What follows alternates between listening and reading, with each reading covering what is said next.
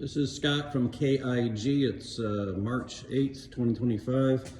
This is our Moldman 8000 with the extra tonnage cylinder up on top, which I think gives it two tons. I'm not sure what's going on with the cycles here because it says it has 41. Maybe it was reset. It's very possible because it does look like it's in perfect condition. But we're gonna do a shot here with our test mold.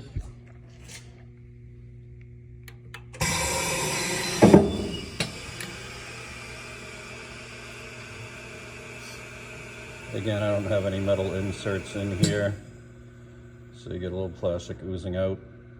I think I had it set at 60 psi, and maybe a 7-second injection.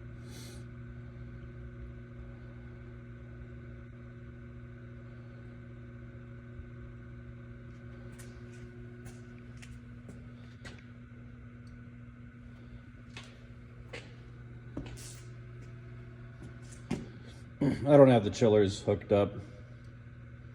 It's 48 degrees in my back warehouse. There we go.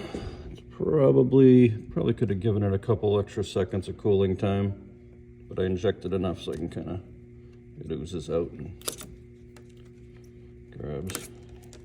can grab it easily.